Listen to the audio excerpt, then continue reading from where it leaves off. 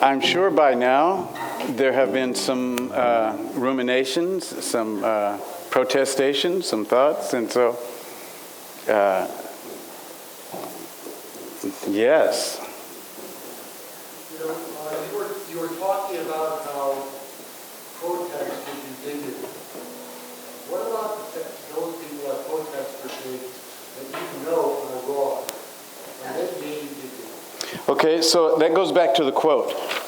When I was truncating, I was abbreviating this statement from Bayard Rustin. When an individual is protesting society's refusal to acknowledge his dignity as a human being, his very act of protest confers dignity on him. You see, but if they, what are they protesting?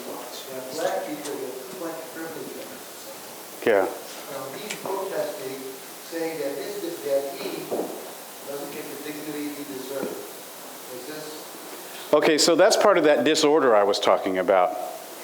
It's an illusion. I think that it's a sickness and it needs treatment. And I think communities self-heal. They have capacity to self-heal, but there has to be consciousness in order for us to self-heal. If we just let things go on, it's just like somebody not getting treatment for a broken leg or anything else. Did you need treatment when you were evangelical? Absolutely. I probably needed to be exercised.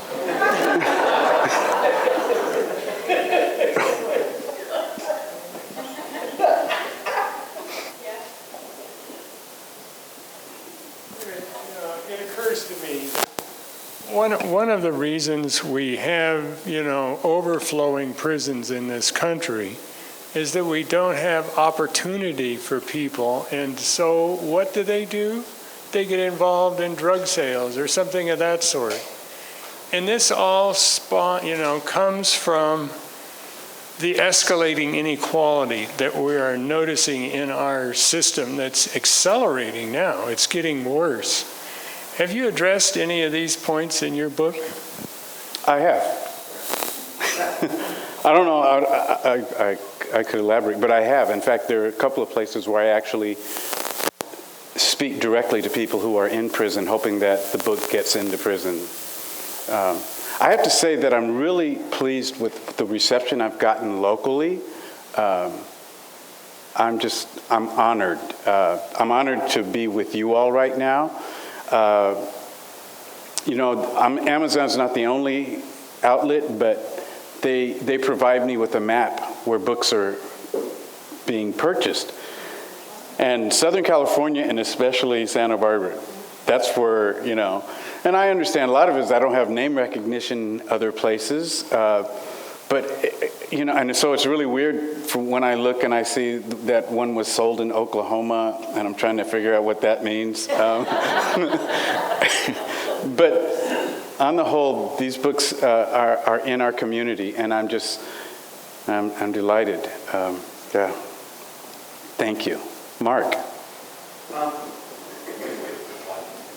We're recording, so we appreciate it if you would wait. You come across with such serenity, and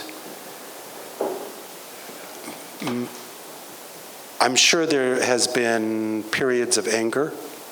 And how have you worked through that? But more importantly, how have you held on to that serenity as you have moved through your faith? You alluded to it in one of the commonalities that you and Arthur and share. you. Yeah, well. I think you know the answer. Well, I'm just trying to get you to say it. Yeah, and it's true. My contemplative practice, it gives me access to hearts like Arthur's and yours, because when we intentionally quiet our own being, we are not such prey for all of the voices that are constantly going. I think that we're all one step away. You hear when you walk down State Street, there are people and they're just talking and nobody's there. I think that's all of us. We just haven't opened our mouths. It's voices are just going. Yeah.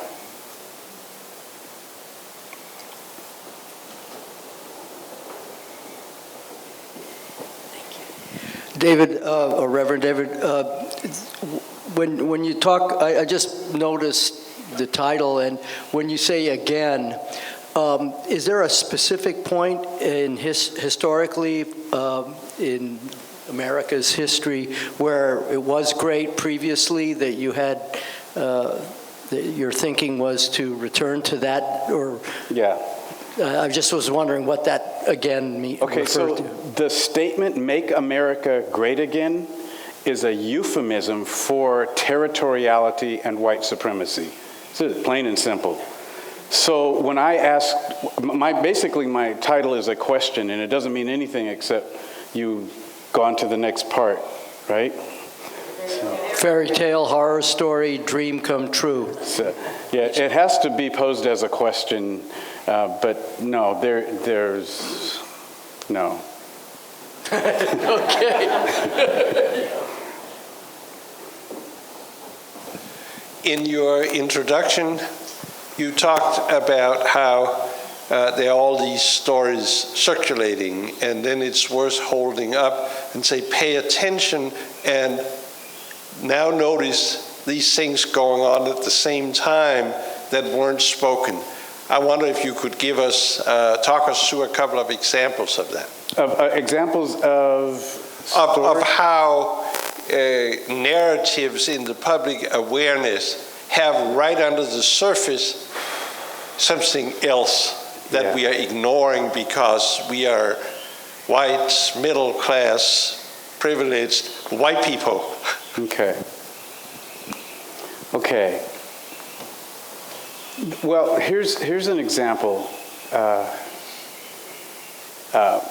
I applaud the responses to the disordering of our society, like the Women's March on the day after the inauguration, things like that, and people are rising up in protest. But let me read this.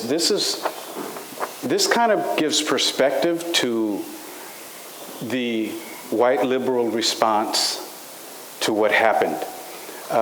Someone who is a recent friend of mine, I just met because he spoke at UCSB, and we started a conversation there, but I had heard of him before. Sean Crawley was a professor at UC Riverside, and I think in the past couple of months he's gone to University of Virginia. But he wrote this right after the election. Oh, I should tell you, it makes more sense if I tell you a little bit more, that he's an African-American male, he's gay. Okay. Reading some of these doomsday think pieces, I suspect some self-branded leftists get pleasure from elaborating worst-case scenarios. There's this sort of muffled glee from talking about how they were right about everything from the beginning. No, 45's administration isn't full of novices, but really serious and sinister and smart people, and y'all aren't ready for fascism, they imply.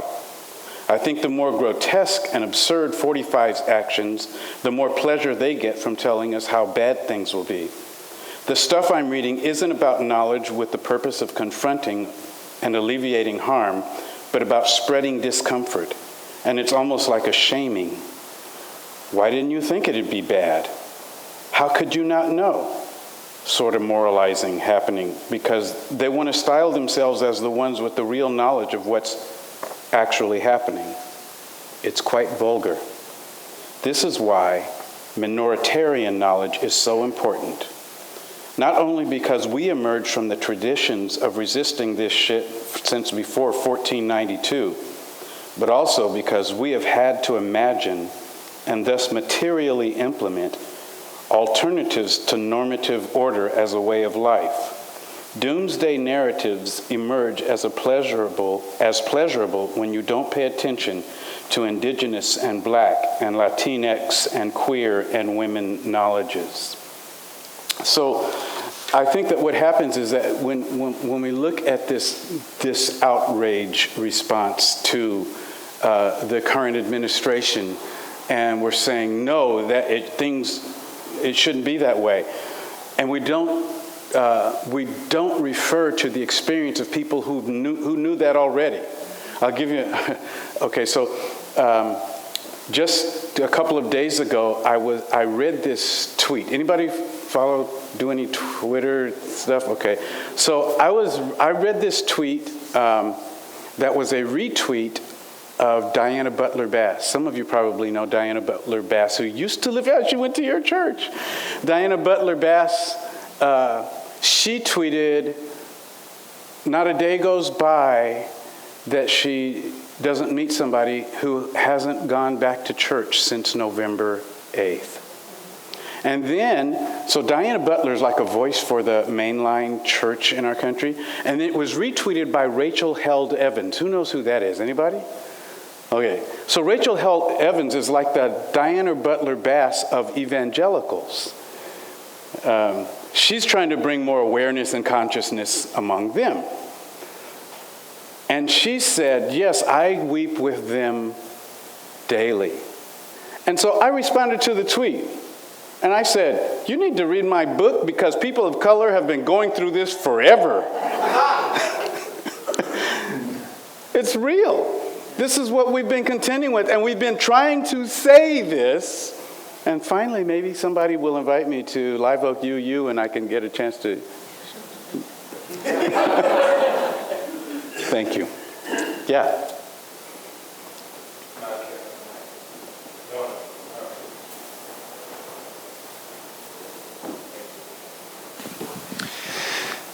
Thank you for your work. My question is twofold. One, I would love to hear you remark on maybe just a brief overview of what was co-opted from Jesus' Galilean vision of humility by the Roman Empire when the religion became nationalized. And then the second part is, as we think about the state of the church today in the West, and I know that churches, historically, as you showed, have been segregated, but clearly, what we can probably say is that, especially in the white church, there has been an empiricist bent. And my question to you is, how do you see the church in the West shifting, and then what is there that is salvageable if empire runs all the way down to the foundations? Wow. Well, that's a lot of questions.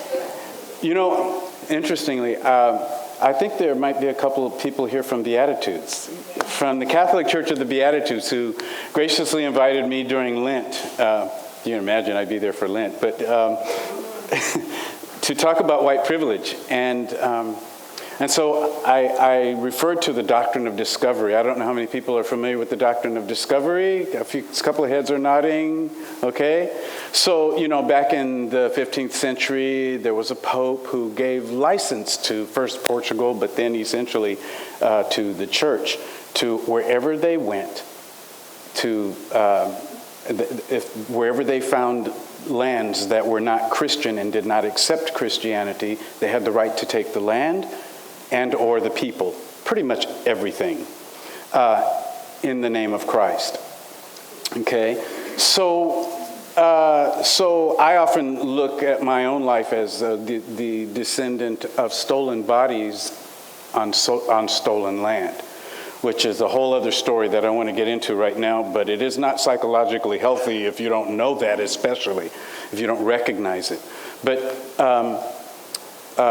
so when I was at Beatitudes and we were talking about that, I said, I would propose this, but it wouldn't work. And I said, the solution you might think could be that the white church dismantle. But the problem is that minority churches are so colonized in our minds that it wouldn't be healthy for you to all disband and come to our churches, because there's nothing really healing there without awareness. And then one of the women at Beatitudes says, "No, not dismantle, disintegrate." And I thought, whoa, now that's way heavier than I wasn't going there, but I think we were feeling one another in the sense that that something that is proprietary in the first place, the design of churches for most of the 20th century, the buildings with the inverted arc, right, to symbolize safety and protection. But you know, when you think about the ark, what is it? It's so Noah can get in there and tell everybody else, you know, screw you. That's basically what it, and so if the church is intentionally set up that way, and then when churches flee from cities to go into suburbs, to create more arks, and to found schools so that their children don't have to go to school with those other people. What we have is by design a religion that is not consistent with, it does not reflect the faith of Jesus. Certainly it's not Semitic in any sense, but it is not protest so much as it is reinforcing the system. And so, you know, if I can, I'm not one of those apocalyptic thinkers, but I do think there are lessons from apocalypticists to learn.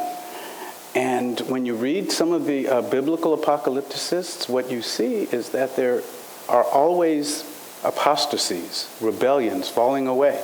And what it tends to be is it's looked at as religious people pointing their finger at other people saying they've gone astray, they've left the church, when in fact it's the other way around. They're escaping this false belief system. And so some of the most faithful people of great integrity and honesty, and people of high values, have nothing to do with the religion that perhaps they once subscribed to, because their eyes have been opened to the imperialism. Yeah? So that's me just touching on a whole bunch of questions you asked there. Is that Carol? Okay. I guess I just have a very basic question. Do you think it's possible for people to get better? I mean, are we going to get better, or are we stuck with who we are, what we are now? Like as a... Okay, so here's the thing. I was in a conversation with some evangelical pastors, and I could tell, you know, they were open about this. They were afraid that if there was this, you know, I mean, it sounds very paternalistic, but I mean, this is how indeed they were expressing themselves, that if true justice was implemented, and how do we know that people of color won't turn on us and treat us the way that we have treated them? That's a real fear.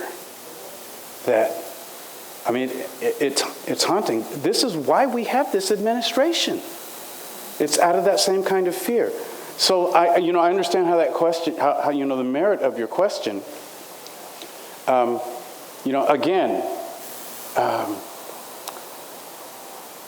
I think that there's no guarantee that people of color won't be abusive or mistreat. However, I think it is the only option that we have in order to survive as a species. Because without justice, you only have repression. So it's an experiment that has to happen. For my part, I don't think that we would retaliate. I think we have learned the lessons, the same kind of lessons that Israel was told, that you were slaves in the land of Egypt. Treat people right. Treat immigrants right. I think we feel immigrants. I think on the whole, but not always. Like I said, our churches are colonized. Our churches, I won't say want to build a wall, but our churches are not always kind to immigrants. Our churches are not so kind to people who are sexual minorities or, gender identity minorities. So I can't say that we are safe. I would like to say that we're safe, but I can't say that. So that doesn't really answer your question, but I continue to hope. Yeah, I have hope. One reason I have hope, you get late in the book, all right? And there's an example that I think is I think that it has a possibility of being infectious. I actually write down, because this was a conversation I had with a friend online, and someone that I know, a younger guy, he's not yet 30, and he was one of those really right-wing guys. And I chronicled the whole conversation, and there comes to this point where he has a change of heart. And I actually use his name. His name is Jaden Crane. I use his name because I asked him if I could use his name. And I didn't think he would let me use his name because it's not a very, very flattering picture of him at the beginning. And he said, I want you to use my name because I want to share this book with my parents and my family. So what that said to me is that, wow, miracles do happen.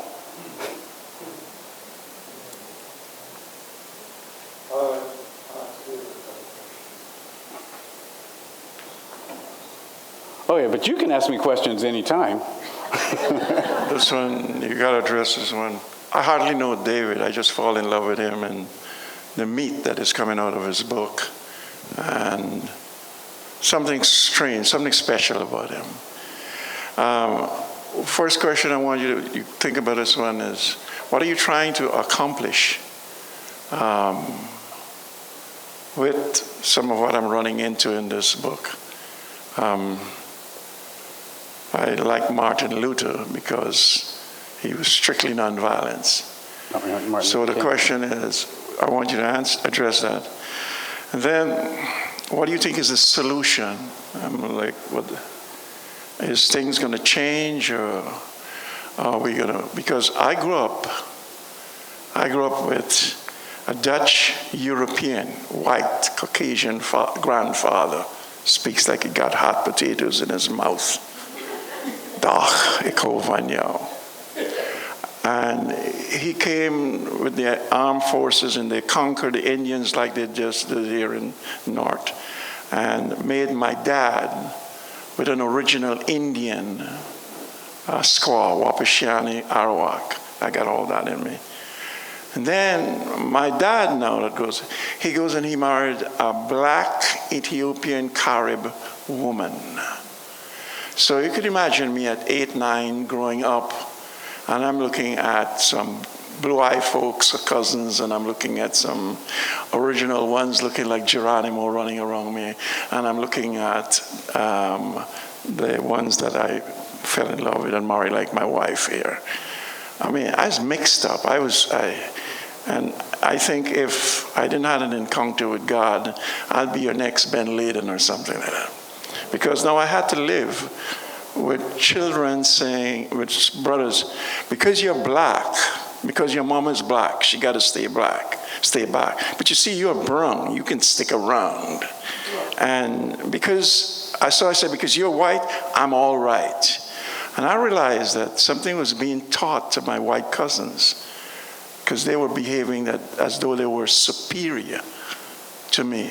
So when I found God the Most High, I got the first part, and that is, here's the question. What am I trying to accomplish? Now the second part is, when I got to that point, I said to my grandfather, I says, you're going to have to stop teaching me. You tell me first I'm Dutch, I'm not much, and because I'm half white, I have superior qualities. I said, you're going to have to stop that, because the only person I know that is superior is the God who creates the heaven and the earth. And as a Jewish background, I know we are peculiar, not superior to any race in the world. I would like to know, how do you propose to address that? And because I think this is something that has to be dealt with now, because its ugly head is raising again. And I'm one of those persons that was sent to you here as a missionary. I'm not an American, but I intend to finish what God brought me here to do. And that's to present Jesus Christ as the only solution. So if you could answer that for me, I would then know what you're up to and where you're going with Make America Great Again. So, what am I trying to accomplish? I'm trying to accomplish communication. I think that I have a gift to be able to be in my position and to not have broken or quit but to study my situation all this time, to continue to have compassion towards people, even people who didn't hear me, to be in this position. And there are not a lot of my story, and that is a pastor in a white world with white colleagues, but as an African American, just living through that, reflecting on it, and being able to living to tell the story. And so I feel like rather than me just shutting down, there's the possibilities are endless. So here's what I see. And like I told you, most of the people who've read the book are local. But I would like to see, and I think this is going to happen, but I would like to see, first of all, this book go not just across this country, but to every English-speaking country first, and then translate it. Because, I mean, making America great again, people in France are wondering, what's going on over there in your country? You know, people in Ghana and people in Tunisia, people everywhere, they're just like, what's up? This is the land of the free and the, you know, what's up with you people? And, you know, my community in Canada that I go to every year, sometimes twice a year, and teach, I got a message from one of the professors there who said that the week after the election, you could walk down the street and nobody would say anything. It was like 9/11. It was that quiet because there are neighbors, and they couldn't figure out how we came to this conclusion as a solution. So I think that the world is reaching out and looking for a conversation. So I see myself as a conversation starter because I think that at the core of our thinking is our misguided apostate religion. Yeah? And we're, okay. Maureen. She's going to get them. I'm wondering what you think there is to build on, because usually it helps if people feel there's recognition of some solid something that we can have as common ground to begin to build on. Yeah, you know, I think that foundationally, okay, so I mentioned Simone earlier and her husband, Scott. To me, they represent fresh air. They're alive and they're alert and they have clarity. And I think that there are more people like that. Not always, but they tend to be a lot younger than me. And I think the mistake we make, actually say this in the book, we make this mistake of only asking our children about the next app, how to use that, how to use our iPhone. We ask, but we don't want to ask them about anything else. And in this rapidly changing world, they have knowledge and exposure that we need. And so I would say that it's built upon, because older people are really in more despair. I mean, look what happened in the election in the UK just 2 days ago, all right? Young people rising up and telling us you should have elected Bernie. Okay, maybe I went too far.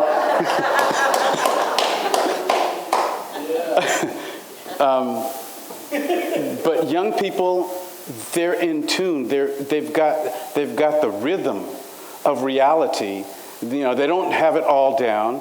They need us, but they're telling us, you got to get with the program because we're seeing stuff that you don't see. We're seeing a planet that's under siege, and you're acting like it's not that big a deal. So that foundation, I think, is going to be in listening to people who went to school for 6 years to take environmental justice majors, things like this that didn't exist when I was going to UCSB. There was no such major, right? And I saw a hand back here. Oh, yeah. Well, I'm full of questions. We could just keep going. So we've been talking about this idea of how can we actually build connection, and the answer and the obstacle in my mind seems to be religion in a lot of ways. The deeper streams of religion promote not only contemplation, but oneness and world citizenship, as our UU brothers and sisters talk about a lot. But at the same time, the earlier stages of human consciousness, especially in religious communities, promote otherness. And I'm just curious, as somebody who's been in religion for as long as you have, how you see what tactics you use to subvert the tendency to create us versus them thinking in religion, and then also if you also carry, like I do, I'm also in ministry, suspended judgments about the ways in which religion might even be able to evolve or adapt to promote more oneness. Yeah. So there's a couple of things. Well, I think first of all, I would say to that, I mean, these are great questions. I would say to that sometimes it's proposed, are all religions the same and do they all have the same destinations? I don't think that's necessarily the case, but what is true is that all of our traditions can learn from each other. And so if if there's so much hubris among us that we think that we have the answer, we don't need to listen to anybody else, well, first of all, that's just arrogant, first of all. But it's fearful. And, sometimes it's racist. It's certainly tribalist, very tribalist. And I think that's the reason that we need younger voices, because younger voices are less beholden to tribes. Not all of them, because some of them will make a crowd and go listen to David Horowitz at UCSB. But, oh, okay. And as you know, that our educational system is being bought. It's being paid for by, they're penetrating big moneyed interests in our universities, and especially a lot of private schools, to try to Ayn Randize the thinking of young people, to make people have this sense of superiority. But on the whole, I think that people are we're encountering each other. We're bumping into each other. You could not, in Santa Barbara, as white as Santa Barbara is, you could not get, if you wanted to build a crowd of people 25 and under and say you wanted to have 500 people, you could not do that if they were all going to be white. They would be mixed. Their significant others would be something different. They wouldn't be the same sexual orientation. They'd be openly whatever they are. I mean, it would be diverse because younger people are that way. And so we need to learn from that energy.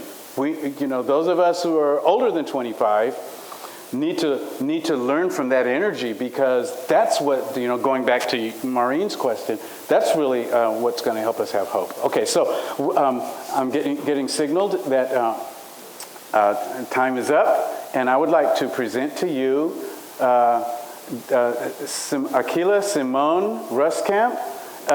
Come on up.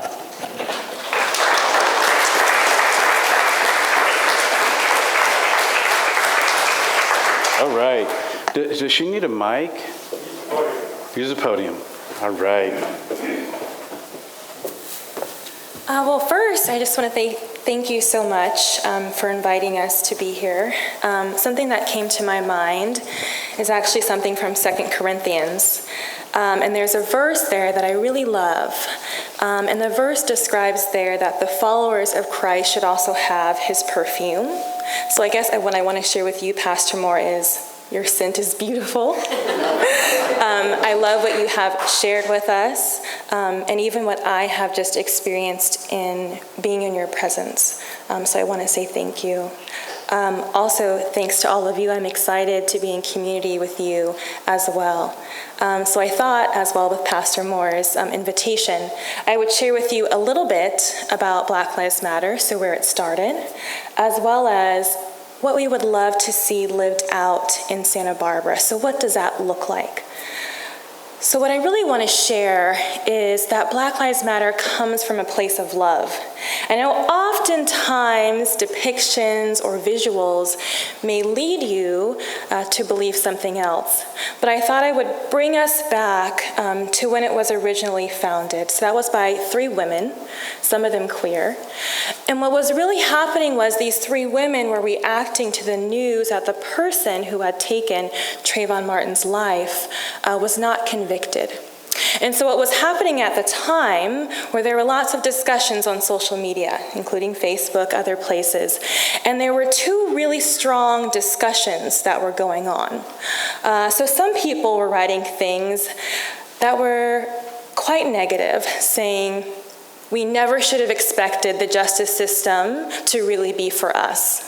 We should have expected this entire time that this person would get away with it.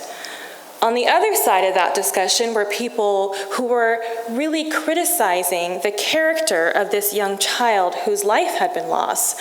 And so people on that side were saying, well, he shouldn't have been wearing what he was wearing. He shouldn't have been where he was. And so Alicia Garza, one of the founders, was reading through these different conversations. And she said, well, if I were to speak with Trayvon Martin's mother, would I tell her either one of those things? That you should have expected this for your son? Or that you should have never looked to the justice system to support you? And she found that neither of those 2 answers were adequate. And so what she did and what she shared with her friends over Facebook was a love note. And so in that love note, she said a few things. Some of the things she said was, Black people, I love you. I love us. I know that my life matters, and your life matters. I love us so much, and I know that we matter. Black lives matter. And so from that love letter that was intended for Trayvon's mother, we had Black Lives Matter. And so you see in different communities of how people are trying to live that out. And so I always love to start with that because I think sometimes we forget that so many of these movements, especially what Pastor Moore is talking about today, are centered from a place of love, a love for our families, a love for our children, a love for youth, and of our communities. So what does that mean for our community of Santa Barbara? Well, it means a lot of different things, but as Pastor Moore mentioned, a big focus of ours is really loving our youth and giving them space to explain to us what is it that they need to see in their communities. What is it that they are quite concerned about? So some things that we have been drawn to and have been really active in is a number of Black youth who have contact with law enforcement. There have been surveys of the youth who interact with law enforcement and the number of whom are then detained compared to those who are then let go. And what we found out after looking at this survey was that Black and Latinx youth were much more likely to be detained and to put in a very restrictive setting than white youth. That concerns us, and it really concerns our youth, because when youth are taken away from our communities, we can no longer learn from each other. Many of the answers that Pastor Moore are speaking about are sometimes lost because there's a disconnection there. So we want to make sure that we are addressing that. It also means that we're supporting women leadership. So that's something that's really, really important to us. So we try to seek out other women of color and again find out what is it that's really important to you? What can we do to come alongside you to create that in your community? So I share that again as a reminder. We're based in a place of love, a concern for youth and our community, and we're continuing this work. Part of it is just always a commitment to tell the truth in public. And I like sharing that because it connects us, not just to other youth. It was beautiful what Pastor Moore was saying, but I think our real power comes in our connection to the ancestors. So in understanding that generations before us, there were also people similar to Pastor Moore, my grandparents, great-grandparents, the ancestors who were enslaved as well, who even in the worst of circumstances continued to speak the truth in public, even when it might cost them their life. And so we want to make sure we stay connected to that and also have a place to share that with our youth. So to that, I just want to share 2 different projects that we're working on right now. One is actually a summer program that we're really excited about, and that's in partnership with other organizers through El Centro. We're basing it off of something called Freedom Schools. So those of you that might be familiar with what those are, they really emerged in the South, especially during the Civil Rights Movement. And the idea was our children are not getting the education that they need to change their circumstances or to stand up for themselves. And so there were these wonderful schools that were led by activists and organizers. And so what we hope to do is also have activists and organizers come in and share with youth free of cost, but we also want to have the youth moderate. We also want to have the youth teach us on what they need to see in their communities and how they imagine that. So that's what we're working on right now, as well as I mentioned, really working on interactions with law enforcement and police policies. So I'm happy to share more about that with those of you perhaps after today. But those are the 2 things that are really, really crucial to us right now. Before, I think there's baskets going around for collection. Someone asked if Black Lives Matter was a 501c3, and it is not, so I want to be very clear. But we do have a really great partnership with Just Communities. So they provide our space where we're able to meet, our materials. They often provide us guidance. So we have many community connections that we're very, very grateful for. So if you feel that that would be more appropriate for you, we want to honor that as well. And again, if you want more information on the different programs that we're doing, so in partnership with Pastor Moore, we're happy to speak to you about that. And again, thank you to Pastor Moore.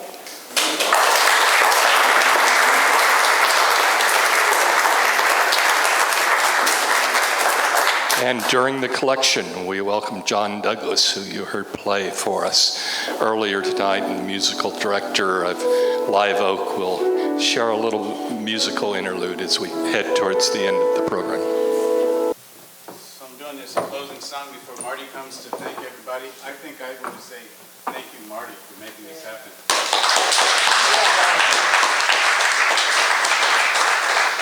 I told Dee that Marty's going to really sleep great tonight.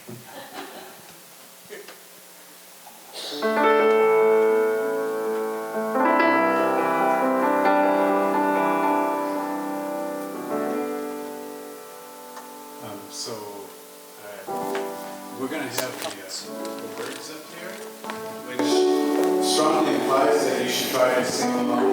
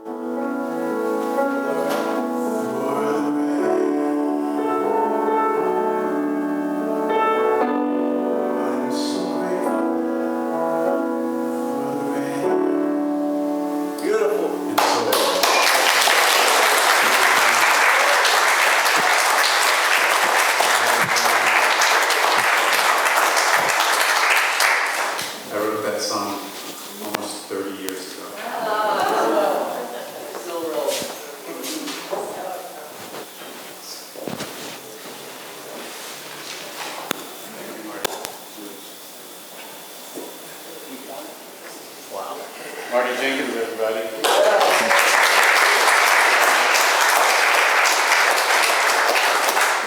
We at Live Oak have admired David for a long time. And we would meet in social justice and we'd talk about what can we do when we don't have any people of African American, and and David's name would always come up. And he and I first met at the jail protesting against the medical, and then... How'd you finish that sentence? And the next thing we know, the next Friday night, we were at B'nai B'rith at the amphitheater sitting together. And David is the consummate interfaither and making a real impact on our community. So we were talking about how do we get to him and all. And the book was coming out, and you made me aware of that. I remember you're holding up your laptop and showing me the cover of it. And so on sort of a whim, I sent David an email that said, we'd really like to have you, and we'd come to Live Oak, and we'd be honored if, you could do an introduction into your book. And what I really wanted to do was to get into the head of this guy, who we've always been so fascinated to know about, and to have him work with us, because we have a real desire to figure out how to do and how to